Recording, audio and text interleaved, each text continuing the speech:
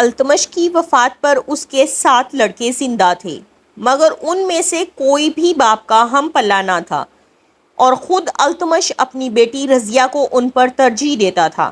ایک مرتبہ تو اس نے رضیہ کو اپنا جانشین بھی نامزد کر دیا تھا، مگر غالباً بیماری کے آخری دنوں میں منجلے بیٹے رکن الدین سے خوش ہو گیا تھا، اس لیے تخت و تاج رکن الدین کے حوالے کر دیا گیا، مگر وہ سلطنت سنبھالنے کی لیاقت نہ رکھتا تھا۔ وہ عیش و نشاط کی محفلوں میں شریک ہونے لگا اور خزانے کو بے دریغ اڑانے لگا۔ اس نے امور سلطنت سے واسطہ نہ رکھا اور یہ خدمت اپنی ماں کے سپرد کر دی۔ یہ خاتون، جس کا نام شاہ ترکان تھا، اپنی مقبولیت کو قائم نہ رکھ سکی۔ امرائے سلطنت میں بے چینی پھیل گئی۔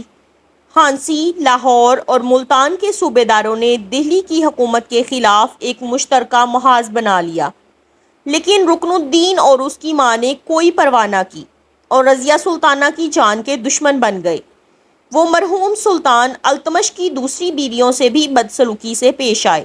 رکن الدین نے صوبے داروں کی گوشمالی کے لیے لشکر تیار کیا اور دہلی سے کوچ کیا، مگر تھوڑی ہی دور گیا تھا کہ شہر میں بغاوت پھیلی اور امرائے سلطنت نے رضیہ کو تاج شاہی پہنا دیا۔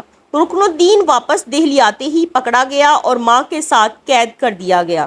اس نے 6 ماہ اور 29 دن حکومت کی۔ سلطانہ رضیہ 1236 میں سلطان بنی۔ اس نے صرف 3 سال حکومت کی، لیکن اس مختصر عرصے میں اس نے اپنی لیاقت اور عظمت کے جوہر دوست اور دشمن دونوں سے تسلیم کروائے۔ فتوح السلاطین کے مصنف اسامی کا بیان ہے کہ رضیہ نے اپنی تخت نشینی کے وقت باشندگان دہلی سے اس امر کا اقرار کیا تھا کہ اسے حکومت کرنے کا موقع دیا جائے۔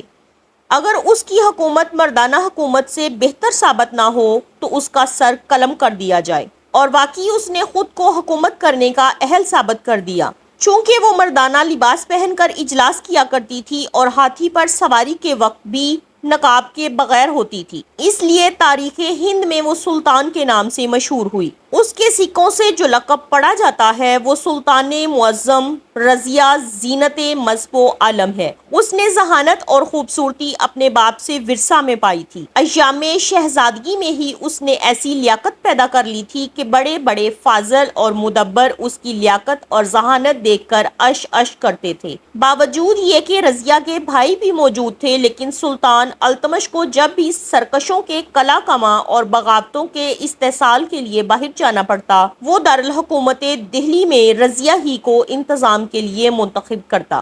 التمش جانتا تھا کہ اس کی امراء کو ایک عورت کی حکومت، خواہ وہ کتنی ہی قابلیت سے کیوں نہ کی جائے، ناگوار گزرے گی۔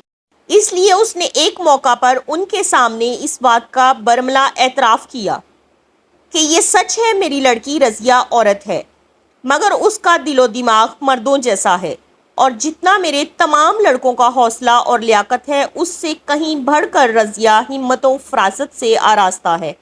سلطان کا یہ کہنا غلط نہ تھا۔ سلطانہ رضیہ ہر روز تخت پر جلوہ افروز ہو کر رایا کی شکایات خود سنتی اور ہر معاملہ میں انصاف کرتی۔ اس نے قوانین حکومت میں اصلاح کی اور انتظامی نقائص کو دور کیا۔ جن صوبے داروں نے رکن الدین کے خلاف بغاوت کی تیاری کی تھی، وہ رضیہ کو فرمانروا بنا کر خود آزاد رہنا چاہتے تھے، چنانچہ انہوں نے رضیہ کو دہلی میں نظر بند رکھنا چاہا، مگر عاقل ملکہ نے ان باغی سرداروں میں پھوٹ ڈلوا دی اور وہ دہلی سے چلے گئے۔ اپنے حریفوں کو شکست دے کر رضیہ نے سلطنت کی طرف توجہ دی۔ بنگال اور سندھ کے صوبے داروں نے اس کی اطاعت قبول کر لی۔ التمش کی وفات کے بعد ہی ہندوؤں نے رنتھمبور کا محاصرہ کر لیا، چنانچہ رضیہ نے کچھ فوج رنتھمبور کی طرف روانہ کی اور باغیوں کو زیر کیا۔ اس زمانے میں ترکان چہلگانی کا بہت زور تھا۔ یہ امراء معمولی غلاموں سے ترقی کر کے امارت کے درجے تک پہنچ گئے تھے۔ یہ لوگ اقتدار کے بھوکے تھے اور رضیہ کو اپنے زیر اثر رکھنا چاہتے تھے۔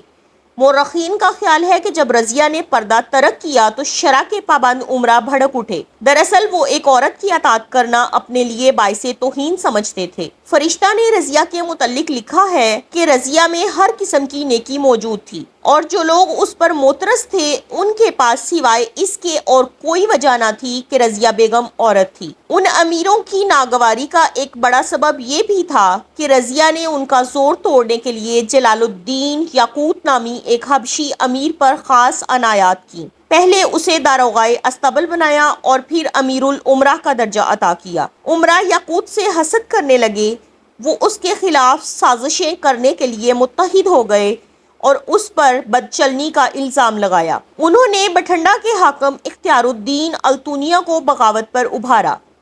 رضیہ لشکر لے کر بغاوت دبانے چلی، مگر سازشیوں نے شب خون مارا۔ یاقوت حبشی کو قتل کر دیا گیا اور رضیہ کو گرفتار کر کے التونیا کے سپرد کر دیا گیا۔ دہلی میں مخالف امراء نے التمش کے بڑے لڑکے معز الدین بہرام کو تاج پہنا دیا۔ التونیا کو جب نئے بادشاہ نے کوئی بڑا عہدہ نہ دیا تو وہ بگڑ گیا۔ جن دنوں رضیہ انطونیہ کے پاس قید تھی، انطونیہ اس کی ذہانت، صورت، لیاقت اور اوضاع و اطوار سے بہت متاثر ہوا اور اس سے شادی کر لی۔ اس طرح رضیہ کی پاک دامنی بھی ثابت ہو گئی۔ دونوں نے مل کر معز الدین بہرام شاہ کے خلاف لشکر کشی کی۔ دہلی کے نزدیک کیتھل کے مقام پر بہرام شاہ کی فوجوں نے رضیہ اور التونیہ کی فوج کو شکست دی۔ رضیہ اور التونیہ جان بچا کر بھاگنے میں کامیاب ہو گئے، لیکن ہندو جاٹ سپاہیوں نے جو التونیہ کے ساتھ لشکر میں آئے تھے دونوں کو قتل کر دیا۔ رضیہ کی میت کو غسل دے کر دہلی لے جایا گیا اور اسے ترکمان دروازے کے پاس بلبلی خانے کے محلے میں دفن کیا گیا۔ آج ٹوٹی سی چار دیواری اور پھوٹی سی قبر ہی رضیہ سلطانہ کی آخری آرام گاہ ہے۔